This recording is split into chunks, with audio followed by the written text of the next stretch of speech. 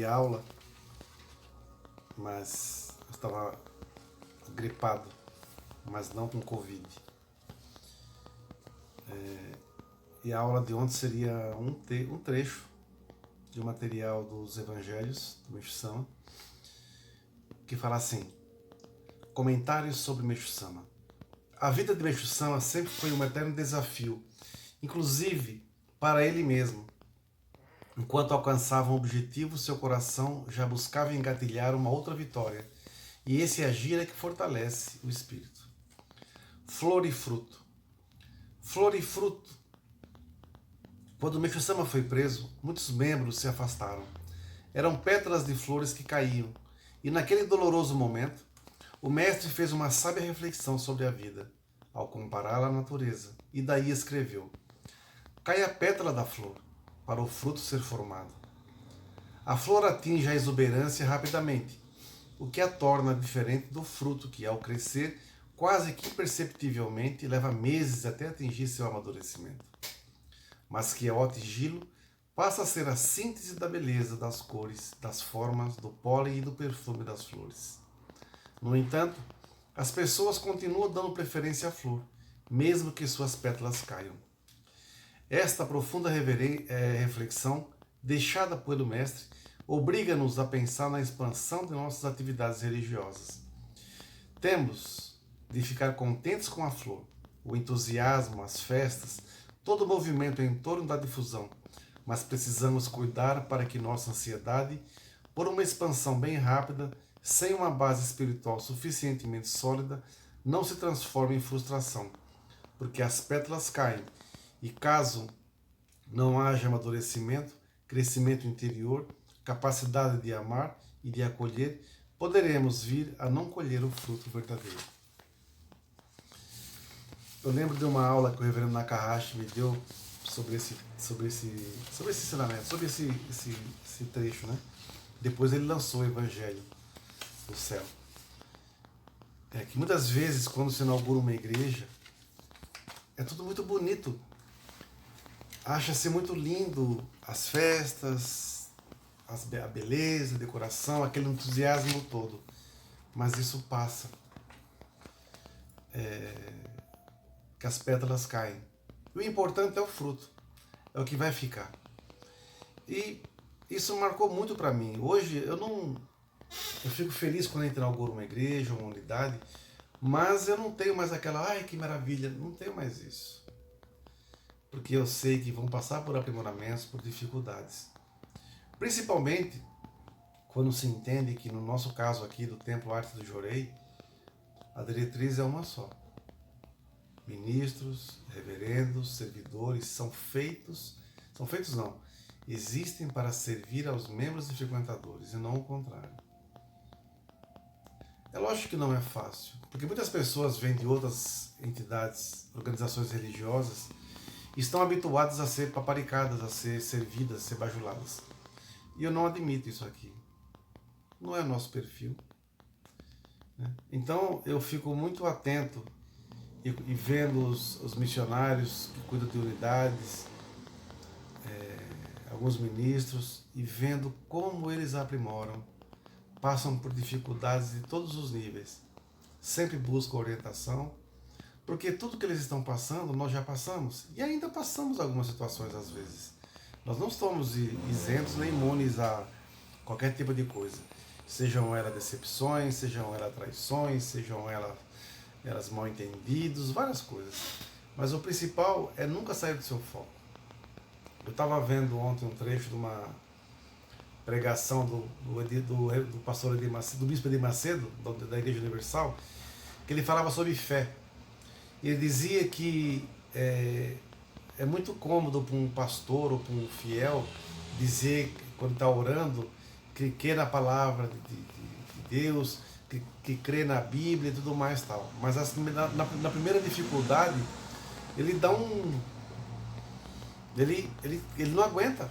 Ele começa, às vezes, até a questionar. Né? E ele disse que Deus o provou muito e usou, e dentro dele nasceu como se fosse uma grande revolta. E era essa revolta que mantinha a sua fé acesa. No nosso caso aqui, as purificações pelas quais passamos, sejam elas de que nível for, doença, miséria ou conflito, também nos fazem aprimorar em vários sentidos. E como eu até falei para um outro ministro ontem, que não é daqui da arte do Jorei, que nós vivemos pela fé, nós não vivemos da fé. Por mais dificuldades que a gente tenha, nós conseguimos deixar tudo em ordem. Pagar nossas contas, pagar nossos aluguéis, sabe? É apertado? É, mas é o caminho que Deus nos colocou. E se nós temos que ter uma fé sólida, ela é formada, começa pela sua base, né? E essa base, muitas vezes, é feita com quem? As pessoas pensam que a fé se fortalece com os milagres. O milagre é a consequência. A fé se fortalece muitas vezes através do sofrimento, né? Porque aí sim você vai entender o que é fé. Eu achei uma palestra do reverendo, que eu acho muito antiga, e que me ajudou muito uma fase da minha vida. Tem até um ensinamento que fala sobre isso, portas fechadas. Eu separei um trecho aqui que ele diz assim: quando Mestre Sama foi preso, foi assim, aconteceu quando Mestre Sama foi preso, em 1950, durante 21 dias. Quando foi solto, escreveu a seguinte frase: Sankaketsu Jitsu, que significa caíram as pétalas de flor e fez seu fruto. Comparando com a árvore, quer dizer que primeiro caem as pétalas da flor, para depois lentamente começarem a nascer as frutinhas. Essa é a verdade da natureza. Embora a árvore fique sem graça após o desaparecimento da flor, devemos notar que o mais importante é o fruto, pois serve de alimento e produz semente. Também é muito necessário observarmos a natureza para termos consciência daquilo que desejamos ser. Flor significa buscarmos apenas fama, sucesso aparente. Fruto, ao contrário, é aprimoramento, consistência, conteúdo. Na verdade, porém, todos querem ser apenas a flor bonita e cheirosa. É incrível que ninguém queira ser fruta, porque se desenvolve devagarinho, demora muito para crescer. Voltando à frase de Meixo Sama, quando ele saiu da cadeia, a maioria dos membros tinha deixado a igreja, acreditando que ele estivesse errado devido às muitas críticas da imprensa. Aconteceu como se as flores tivessem desaparecido, ficando apenas os frutos na pessoa daqueles que permaneceram na fé. Por isso, essa perseguição sofrida por Meixo Sama foi como uma ventania que soprou forte, balançou a árvore derrubando todas as flores, deixando-a sem beleza, mas pronta para os frutos começarem a surgir. Outra observação interessante de Meixo Sama foi com referência aos 5 líderes que foram chamados para depor.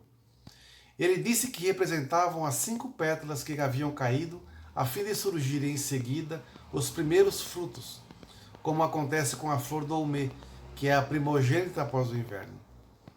E aqui está o significado de Kata, um pequeno acontecimento que se reflete num plano mais amplo. Por isso, depois de ter deixado a prisão, Meixo Sama agradeceu do fundo do coração ao promotor e ao juiz, afirmando que por causa deles haviam ficado mais firmes e a própria igreja mais aprimorada. Pois devido a todos esses acontecimentos, aqueles que estavam ruins caíram, isto é, se afastaram e tudo ficou mais leve. É como se tivesse tirado o excesso de gordura, ou seja, a aparência de fortaleza na fé. E é isso que significa caírem as pétalas. Por essa razão, a gente tem de observar sempre a natureza para saber que o mais importante é a raiz e o fruto. Outra coisa, sabe por que os hindus dão tanto valor à flor de lótus? Ela nasce no lodo, é regada por uma água turva e, no entanto, é branca, significando que a pureza surge da confusão, do estado de caos do próprio mundo. É por isso que a flor de lótus tem grande valor e sempre foi admirada pelos hindus, tornando-se o símbolo do budismo. É também a que Kanon ostenta na mão esquerda. É ainda interessante notar o que acontece com o desenvolvimento desta planta. Ao mesmo tempo em que está se formando a flor, já começam a aparecer as sementes, então quando as pétalas caem, o fruto já está pronto. Isso significa unificação entre flor e fruto, e no plano humano, o estado ideal de quem alcançou a verdadeira espiritualidade. O que normalmente acontece, porém, é uma pessoa ficar sem nada, sem flor alguma, e somente depois de muito tempo e esforço começa a formar a semente. O ideal, então, é, ao mesmo tempo que se forma a flor, já ir preparando os frutos. Aí, mesmo que as pétalas caiam, não importa porque o conteúdo já está enraizado. É esse o verdadeiro sentido da flor de lótus. Tanto que no mundo espiritual, aquela base do lótus sem pétalas onde Canon está sentada é uma espécie de veículo através do qual os iluminados voam e se deslocam de um lugar para outro. A semente da flor de lótus é também muito interessante, forte e resistente. Um arqueólogo do Japão descobriu algumas que estavam guardadas junto com cerâmicas antigas por mais de 2000 anos. Plantou-as no seu laboratório, cuidando delas para que germinassem. Então nasceram lindas flores rosadas. Eu mesmo as vi no jardim do templo Komi, no Japão. Esse acontecimento se tornou notório, e hoje todos os templos japoneses têm essa flor rósea, de cor bem diferente das comuns. Às vezes nós ficamos tristes quando as pessoas se afastam. Às vezes ficamos tristes quando alguém nos sacaneia, nos engana, né? E no fundo, é um grande amor de Deus que se manifesta. É uma limpeza que se faz necessária. Quando ele fala aqui, né, dos discípulos de Mestre-sama que depuseram 5, eu sempre brinco, desde o grupo de jovens eu falava isso, não se preocupe com quem se afasta, se prepare para quem vai chegar. E quando sai um, chega 5. Aí eu vejo isso aqui agora, que me relembra essas coisas que eu falava. Quando eu digo não se preocupar com quem se afasta, é no sentido assim, são escolhas que têm que ser respeitadas, né?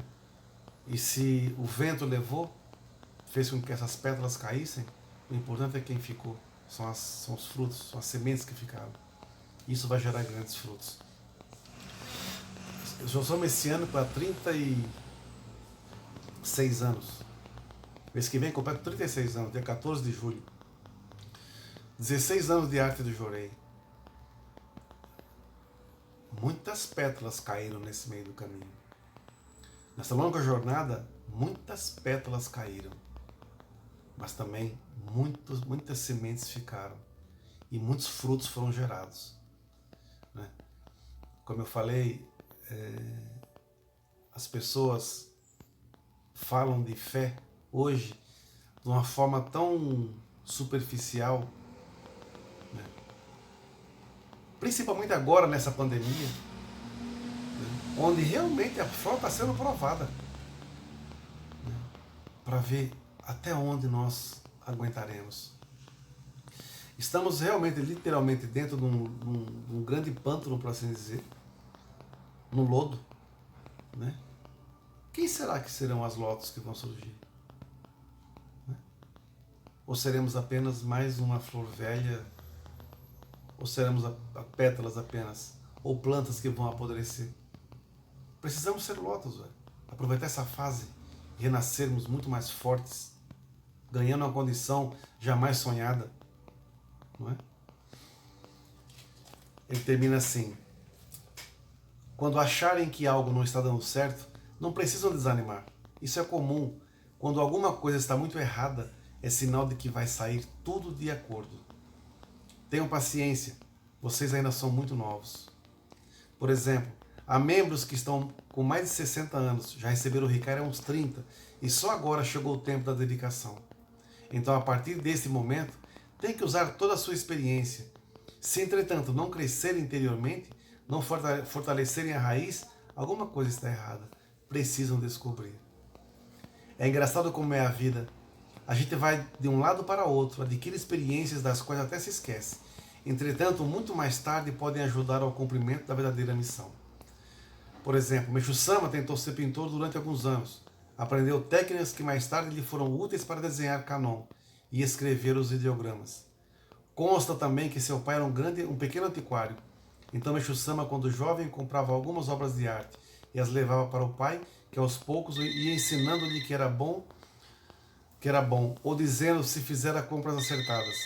Todas essas experiências lhe ajudaram muito, quando mais tarde formou um museu e precisou adquirir obras caras e verdadeiras. Por isso, quando Deus escreve direito por linhas tortas, está preparando o futuro. Por essa razão, Eu acho que o nosso templo é para o futuro, não é para hoje. Vai demorar muito ainda. Entretanto, temos que nos preparar passo a passo. Não adianta querermos expandir. Estamos ainda na véspera. Precisamos formar uma base firme, aprofundar a raiz. Acho que essa é a vontade de Deus. Com certeza, não é? Por isso, obra divina não é uma brincadeira de criança. Eu até falo sempre, né? Que a obra divina não é romântica. É uma grande aventura. Mas não é uma aventura à toa. Eu creio que dedicar para Deus realmente é andar numa montanha russa. Né? É escalar uma montanha. É ter medo de altura. É ter medo de cair. É saber onde se segurar. É saber onde se apoiar. É saber que em algum momento você vai atingir o cume dessa montanha. Então é isso que vale a pena. Né? Eu não gosto de montanha-russa. Nunca andei. Né? Acho que meu estômago não aguenta. Mas muitas vezes, dedicar na obra divina é como se estivesse numa montanha-russa. Às vezes o estômago revira. Né? Mas, se encararmos como aventura, vamos levantar as mãos para o alto e nos divertir. Às vezes também temos que usar até as energias negativas a nosso favor. A nosso favor. Por isso que as coisas aparecem para nós aqui no templo de uma forma tão misteriosa. Nessa fase agora, por exemplo, pessoas que a gente nem conhece nos mandaram donativos. Não importa se é muito, se é pouco. É donativo, é gratidão. Todos os donativos vão para o altar. E é tão gratificante ver depois as pessoas relatarem: olha, tive uma graça, quero compartilhar com vocês, que sempre nos ajudam, sempre nos fazem oração. E nós não pedimos nada, nós só queremos servir indistintamente. Tá bom? Então, tenham paciência. Tenham paciência. Né? Só reiterando esse finalzinho aqui, quando ele fala... Como é que é?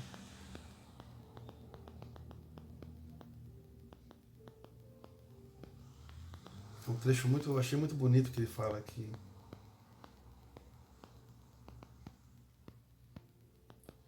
Precisamos formar uma base firme, aprofundar a raiz. Acho que essa é a vontade de Deus. Mas não foi isso aqui não.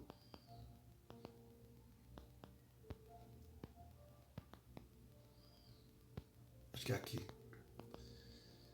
O que acontece normalmente, o que normalmente acontece, porém, é uma pessoa ficar sem nada, sem flor alguma, e somente depois de muito tempo e esforço começa a formar a semente. O ideal, então, é ao mesmo tempo que se forma a flor, já ir preparando os frutos. Aí mesmo que as pétalas caiam, não importa, porque o conteúdo já está enraizado.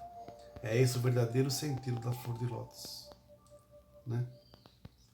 Isso que conta. Eu tenho certeza que muitas das pétalas que caíram no nosso caminho nos fizeram fazer com que as nossas sementes ficassem cada vez mais fortes também.